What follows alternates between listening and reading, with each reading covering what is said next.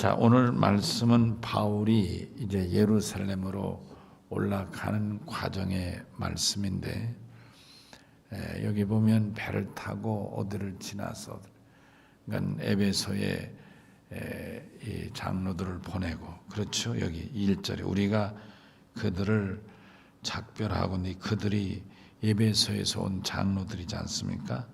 에베소 온 장로들을 이제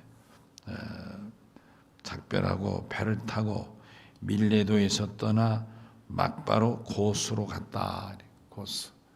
그러니까 밀레도에서 장로들을 모여서 집회를 했지 않습니까? 그리고 그들을 작별하고 보내고 여기서 배를 타고 고수로 가서 이튿날 로도에 이르러 거기서부터 바다라로 가서, 그러니까 연안이니까 여러분 지도를 보시면 그 터키 연안에, 여러분 이 당시는 큰 배가 아니고 작은 배니까 주로 연안 거쳐 우리 같은 뭐 부산에서 거제도로 여수로 뭐 어디 이렇게 가듯이 그렇게 여러분들이 이해하시면 좋을 것 같습니다. 바다라로 가서 베니게로 건너가는, 베니게 두로와 또 베니게 그 지역 여러분 아시죠? 베니게로 건너가는 배를 만나서 타고 가다가 구보로를 바라보고 이를 왼편에 두고 수리아로 향하여, 그러니까 지금 이 항해, 예루살렘으로 돌아오는 항해의 속도가 굉장히 빠르게 진행되어 가는 것을 볼 수가 있습니다. 우리가 산에 오를 때는 참 시간이 오래 걸리죠. 근데 산에서 내려올 때는 시간이 빠르지 않습니까? 여러분 그렇지 않아요? 또 어디를 찾아갈 때는 시간이 꽤 걸리는 것 같은데 거기서 일을 보고 집에 올 때는 빨리 오는 것 같지 않습니까? 여러분 그러시죠? 여기 지금 예루살렘에 목표를 두고 가니까 다른 데 휙휙 지나서 지금 가고 있다, 그런 말씀입니다. 자, 여기 보십시다. 3절에 구보를 바라보고 왼편에 두고 수리아, 시리아죠. 수리아 안디옥 있는 수리아를 향하여 두로에 상륙했다. 항구 도시 두로에 상륙하니 거기서 배의 짐을 풀려 하미로라. 일행에 그간에 전도하면서 살았던 그 살림집을, 일행의 짐을 이 두로항에 내려놨다, 그런 말씀인 것입니다. 그러니까 그간에는 계속 배에다 싣고 다녔는데 이제 여기 1차 이제 도착을 해서 두로항에 짐을 풀었다, 그런 말씀. 자, 근데 4절에 보니까 제자들을 찾아 거기서 이래를 머물더니, 그러니까 두로항에 일단 짐을 푼 이유는, 물론 두로가 이제 예루살렘에 들어나 입구니까 물론 거기서 내렸겠지만, 여기에 보니까 사도 바울의 말씀을 듣고 믿은 제자들이 있었다, 그런 말이에요. 제자들을 불러서 찾아서 이래를 제자들과 같이 있었더니 그 제자들이 성령의 감동으로 바울더러 예루살렘에 들어가지 말라 권했다. 무슨 성령께서 가로막는다는 뜻은 아니겠지만 성령께서 이 제자들의 마음에 바울을 위해 기도하니까 염려하고 걱정하는 마음, 밟지 못한 무거운 마음, 어두운 마음을 갖게 되었으리라고 생각합니다. 그러니까 이 바울의 가는 길을 제자들이 영적으로 통하니까 이렇게 마음이 염려하고 근심한 말을 전했다, 그런 말씀인 것이죠. 여러분들도 이렇게 기도하시면서 성령께서 기뻐하신 일인지, 성령께서 염려하신 일인지 이런 경험들이 있으면 참 좋으리라고 생각합니다. 그런 경험이 있기를 바라고, 또 이번 33주간 비록 우리가 매일은 아니지만 한 주일에 1시간 정해서 교회 와서 기도하는 가운데 집중해서 33주간 기도할 때 기도 제목을 집중해서 기도하는 가운데 하나님께서 그 문제에 대해서 이렇게 여러분 마음속에 뭐 마음으로와 받는 응답도 있을 것이고, 또 환상 중에 보여줄 수도 있을 것이고, 또 기도 중에 음성을 통해서 보여줄 수도 있지 않겠는가. 아멘이시죠? 예. 저희 경험으로 올 때는 이런 경험 저런 경험들이 있으니까 여러분들도 기도하는 가운데 이런 응답받는 기회가 되면 너무너무 좋을 거라고 생각합니다. 그러면 하나님께서 우리 편이 내 편이 되시고 내 문제를 해결해 주시는 전화의 복이고 축복의 기회가 될 줄로 믿습니다. 자, 그래서 제자들이 성령에 감동받아서 아무래도 선생님 예루살렘은 올라가지 않는 게 좋겠습니다. 왠지 마음에 심히 염려가 되고 걱정이 됩니다. 이렇게 얘기를 했다. 그런 말씀이시죠. 아멘. 예전에 제가 중학교를 졸업하고 1년간 서울에 이제 아르바이트를 했죠. 뭐 말이 아르바이트지 그때는 아르바이트는 말이 없어서 점원일을 했어요. 제가 점원 저기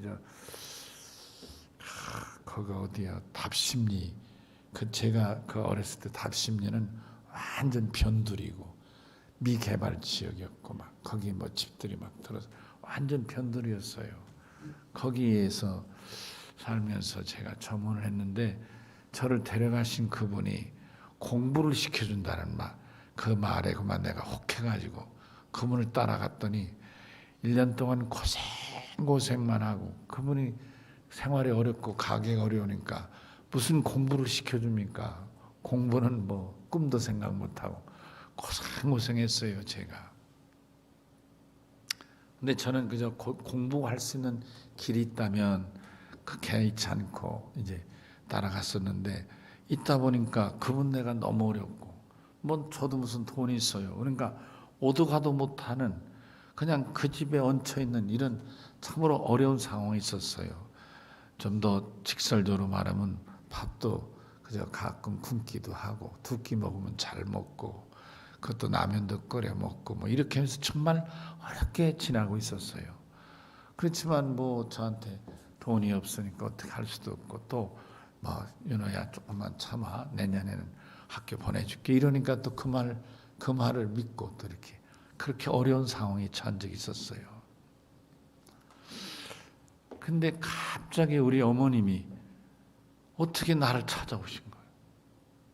내가 주소도 알려드리지 않았고 또 우리 어머니가 서울을 알지도 못하시고 우리 어머니가 서울을 어떻게 알아요.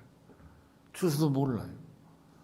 근데 어머니가 갑자기 그 가게 DP점이라 해서 지금은 그런 게 없는데 옛날에는 카메라 필름이 그 후지 필름 무슨 코닥 필름 이런 필름 사진 찍으면 그걸 인화해가지고 현상해주는 그런 데 점원으로 있었는데 얼마나 놀랐는지 몰라요. 그 깜짝 놀랐죠. 어머니가 어떻게 오셨느냐. 근데 그때 어머니가 저한테 그랬어요. 저를 밥 한 끼를 사주면서 그때 사진이 있는데 좀 제가 붓고 막 그랬어요. 그러니까 이런 데 누르면 이 살이 죄송합니다만은 다리가 좀 더가지고 이렇게 누르면 지금은 누르면 살이 얼른 올라오는데 그때는 톡 들어가면 이게 나오진 않아. 들어가 부어가지고 푹 누르면 나오죠.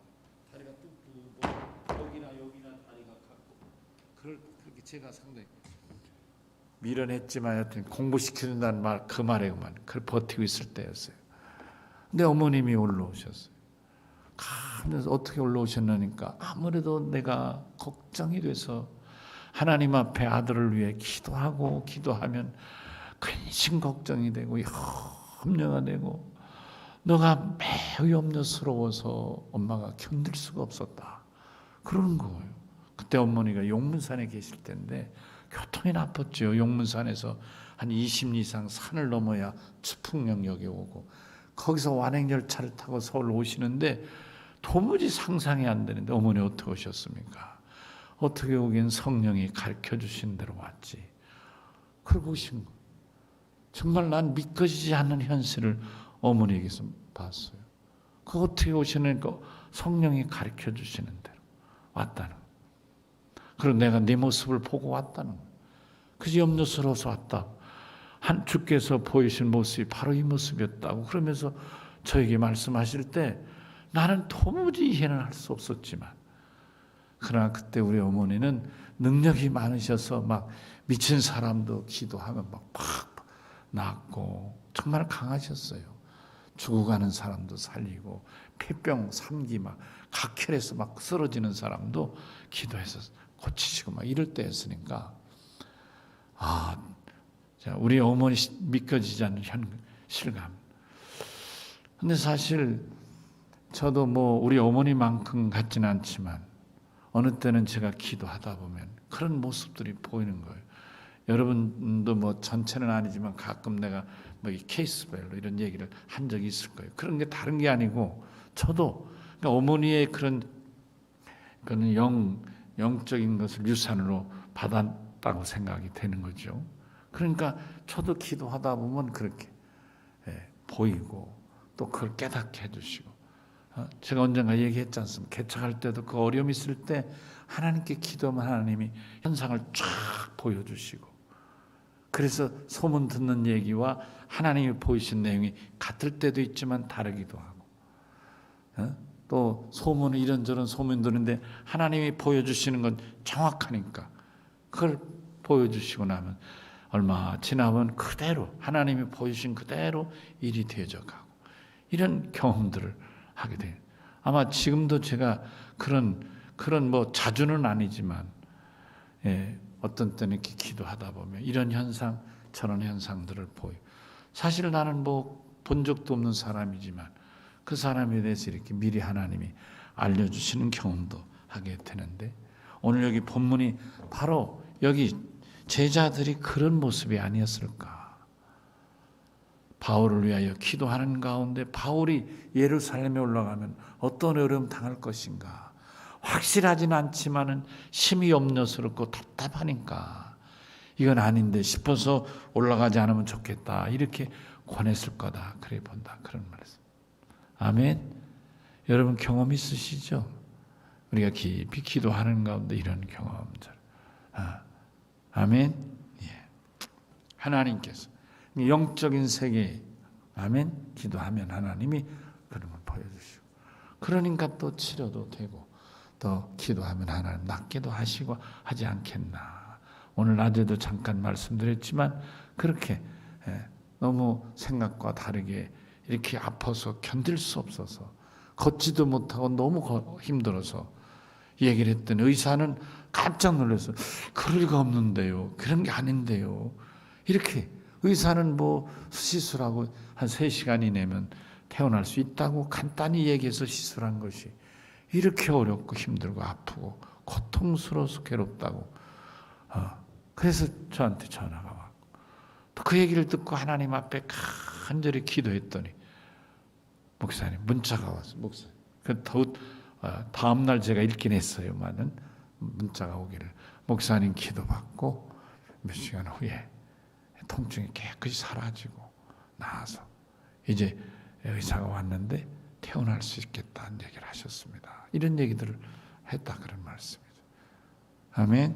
여러분, 우리가 믿음의 깊은 신앙은 성령이 함께 하시고 보여도 주시고 가르쳐도 주시고 아멘 합시다. 치료도 하시고 역사도 하실 줄로 믿습니다. 아멘. 예, 저는 참 너무 하나님께 감사해요. 제가 공부했던 오랄 로버츠 유니버시티는 오랄 로버츠란 목사님이 학교를 세운 학교입니다. 그분이 설립자세요. 그분은 젊었을 때 엄청난 능력을 행하신 분이에요. 근데 제가 갔을 때 그분은 연세가 높았어요. 86쯤 됐나, 아주 높으셨어요.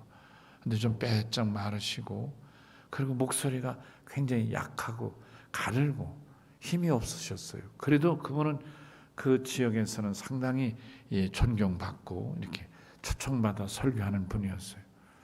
저분은 어떤 분이셨을까? 그래서 그분이 젊은 시절에 그 전 세계적으로 사역을 하며 그 행사했던 그때 그 테이프가 있어서 그걸 이제 학교에서도 방송도 해줘요. 저도 그걸 구입했지만 그때는 그분의 살도 뚱뚱하게 찌고 등치도 크고 막 대단했더라고요. 연세가 들면 저렇게 체력도 딸리지만 영력도 약해지나 이런 생각을 했었어요. 영력도 체력과 같이 하는가 보다. 근데 그런 생각을 하면서 하나님께 나도 이제 뭐 한 1년 남았는데 하나님이 그래도 1년까지는 더 채워주시는가 이런 생각을 하면서 하나님 감사합니다. 사랑하는 성도 여러분, 우리가 신앙생활하면서 다 여러분들이 저와 같을 수는 없을 거예요. 그렇죠?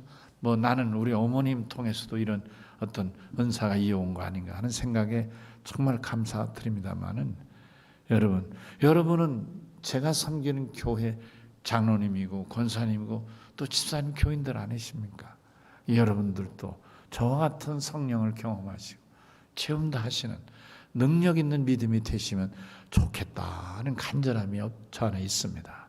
믿으시면 아멘 합시다. 아멘. 그래요. 예, 성령을 체험하면 신앙생활에 너무 좋은 거예요. 좋은 것이 한두 가지가 아니지만 사람들을 염려할 때 나는 염려하지 않는 거예요. 이거 하나도 너무 행복한 일입니다. 아멘. 사람들은 다 이걸 염려해요. 이것도 다 염려해요. 근데 나는 염려하지 않아요. 왜? 성령이 나와 함께 하지. 지금 이런 모습이 아니겠나. 다른 사람들은 다 염려해요. 올라가지 말래요. 근데 바울은 올라간다는 거. 왜 그러냐고. 간다고. 여기 보세요. 여기 보시라고. 5절에. 이 여러 날을 지낸 우리가 떠나갈새 그들이 다 저자와 함께 성문까지 전성하거늘 우리가 바닷가에서 무릎을 꿇어 기도하고 서로 작별한 우리는 배우르고 그들은 집으로 돌아가니라. 저들은 염려하고 걱정하지만 바울은 개의치 정말 올라가지 말까? 그만둘까? 포기할까? 좀 기다려볼까? 이런 마음먹거림이 전혀 없잖아요. 그냥 바울은 당신의 계획대로 올라가고 있다. 아멘이시죠? 나중에는 뭐 너무 답답하니까 여러분 여기서는 또 그런 얘기도 하고 13절을 이런 얘기도 하죠. 바울이 나중에 여기 보면 가이사랴에서 있었던 일이죠. 있었던 일인데 우선 여기를 찾아보면 13절 바울이 대답하되 여러분이 어찌하여 우러 내 마음을 상하게 하느냐. 나는 주 예수 이름을 위하여 결박당할 뿐 아니라 예루살렘에서 죽을 것도 각오하였노라. 무슨 얘기예요? 바울은 두렵지 않다는 거예요. 두렵지 않다는 거예요. 죽고 사는 게 두렵지 않는 여러분. 그러니까 이게 사람들이 울고 안타까워도 그 울고 안타까움이 바울에게 와 닿아서 자기도 울음이 오고 답답하고 불안해야 되는데 바울은 개의치 않다 그런 말씀. 왜 개의치 않았을까? 그의 인격, 그의 능력, 그의 지식, 그의 경험 아니라고 생각해요. 성령이 저와 함께 하시기 때문인 줄로 믿습니다. 아멘이시죠? 성령이 함께 하시니까 담대하게 되는 것이. 여러분 그래서 성령을 사도행전 4장 가면 술에 취한 비유로 2장이군요. 사도행전 오순절 성령 강림 사건 후의 사건인 얘기네요. 담대하게 두려워하지 않고 담대하게 마치 술 취한 것 같이 담대하게. 술 먹는 사람들이 되게 마음이 약하다지요.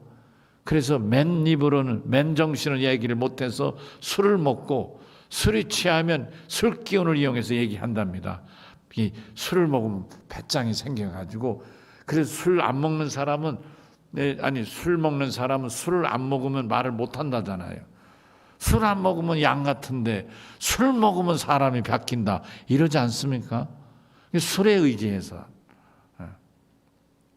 이게 성령의 능력도 여러분 어떤 의미에서는 성령 받은 자와 성령 받지 않은 자는 그런 면에서 다르지 않겠는가. 성령 받지 않은 사람은 인간의 경험, 자기 아는 지식 이런 것들에 의하여 염려하고 판단하니까 염려하고 걱정하고 두려워하겠지만 성령에 사로잡히면 그런 게 염려가 안 되는 거란 말이에요. 두려움이 없어진다 그런 말씀. 아멘이시죠? 예. 하나님의 영에 함께 하십니다. 저는 여러분 열왕기상 사무엘상 17장에 나오는 어린 다윗이 그 누구예요? 골리앗을 상대하게 싸워 이길 때 그때도 역시 하나님의 신이 어린 다윗에게 임하니까 그렇게 담대하지 않을 수 있었나.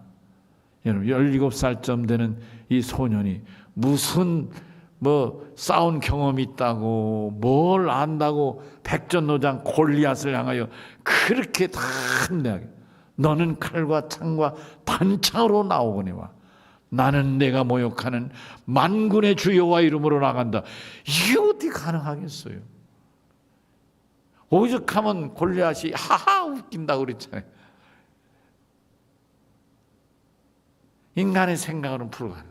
오죽하면 이제 사울 임금도 자기 갑옷을 다윗에게 씌워주려고 했겠어요. 오죽하면 그 형 엘리오 같은 그 형이 막 욕을 했어요. 이놈의 자식 겁도 모른다고. 너 형님들이 이렇게 절절매는 게 다른 데 있는 줄 아느냐고 막 혼을 냈다고요. 그것도 모르는 겁대가리 없이 그런다고 얼마나 욕을 했습니까? 혼을 내고 말이죠. 여건과 환경을 보면 이 소년 다윗이 감히 다윗 앞에 골리앗 앞에 나설 수 없다고요. 인간의 경험과 상식과 전쟁의 관점은 더더구나 그렇다고요. 그런데도 개의치 않았어요. 아니 다윗이 말한 대로 칼과 단창을 가지고 창과 칼과 단창을 가지고 무장해서 갑옷을 입고 투구를 쓰고 무장하고 나오는 이 대장군을 향해서 아무것도 없이 겨우 돌팔매 하나 들고 나선다. 이게 말이 되는 겁니까? 유치원생하고 대학생하고 싸움만도 못한. 그렇지만 다윗은 두려워하지 않았어. 염려하지 않았어. 왜 그랬을까? 하나님이 함께 하시는. 사람들은 염려하지만 다윗은 염려하지 않았어요. 그리고 다시 7절 두로를 떠나 항해를 다 마치고 돌레마에 이르러 그 형제들에게 안부를 묻고 그들과 하루를 있다가 이튿날 가이사랴에 이르렀는데 거기에는 7 집사 중 하나인 빌립 집사 집이 거기 있었다. 빌립이 그러니까 사마리아 전도를 마치고 그 후로는 여기 가이사랴 자기 집에 머물러 있었다 그런 말이에요. 딸이 넷인데 저들이 다 처녀로 예언한 그때 아가보란 선지자가 이제 유대로부터 내려와서 예언하기를 뭐라고요? 11절에 우리 같이 읽을까요? 시작. 우리에게 와서 바울의 띠를 가져다가 자기 수족을 잡아매고 말하기를 성령이 말씀하시되 예루살렘에서 유대인들이 이같이 띠임자를 결박하여 이방인의 손에 넘겨주리라 하거늘. 얼마나 구체적입니까? 그렇죠?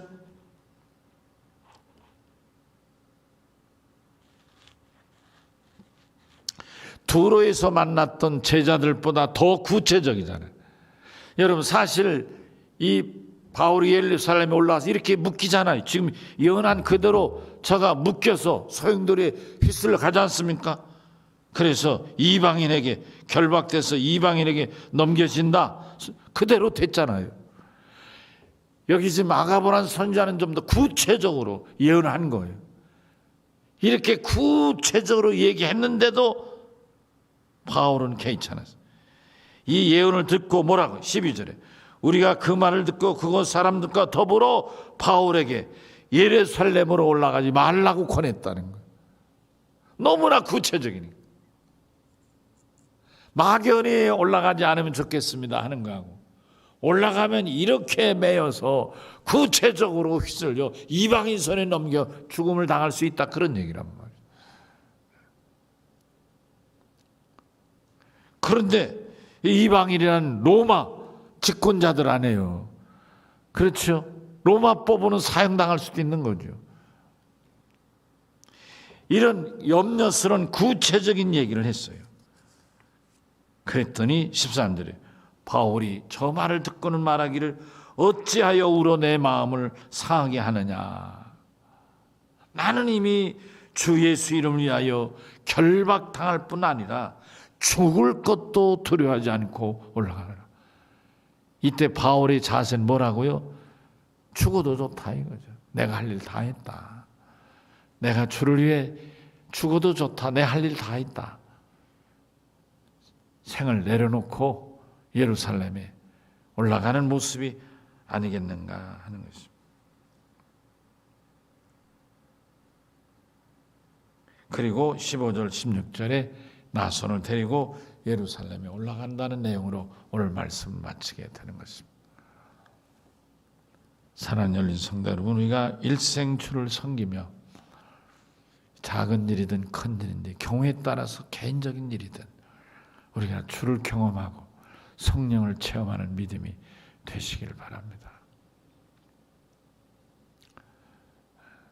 우리가 두 다리를 땅에 짚고 살기 때문에 현실, 삶이라는 것도 중요하죠. 그러나 우리가 이 세상 사람과 근본이 다른 점은 우리는 하나님의 사람, 하나님의 자녀, 하나님의 백성이라 그런 말씀인 것입니다. 그런데 그런 성령을 경험한다는 말은 성령이 늘 나와 동행하신다는 말씀이니까. 성령, 하나님의 신이죠. 하나님의 신에 붙들린 자의 삶. 얼마나 행복한 삶이 되겠는가. 주님이 동행하시는 삶. 적어도 분명한 것은 염려하거나 두려워하지 않는. 우리가 살면서 염려한 일이 많잖아요. 어떤 사람은 또 누가 그랬더라. 어떤 선교사가 누군 또 걱정하지 말라고. 코로나19를 걱정하지 말라고. 하나님이 지켜주신다. 그런 믿음은 좋지만 그건 자기 믿음이어야지. 이렇게 교회에서 교인들이 이 코로나19를 전파하는 그런 숙주 역할을 자꾸 해서는 안 되겠죠.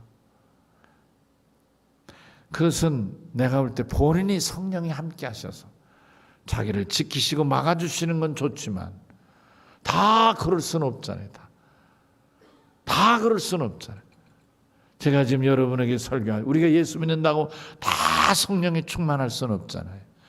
우리가 그러니까 성령 받으려고 하는 것이고 능력 받아야 된다는 말씀이 되는 것입니다.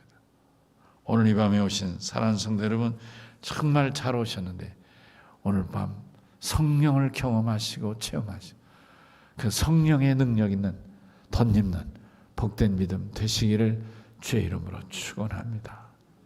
아멘. 어떻게 생각하면 바울은 정말 행복한 사람인 거죠.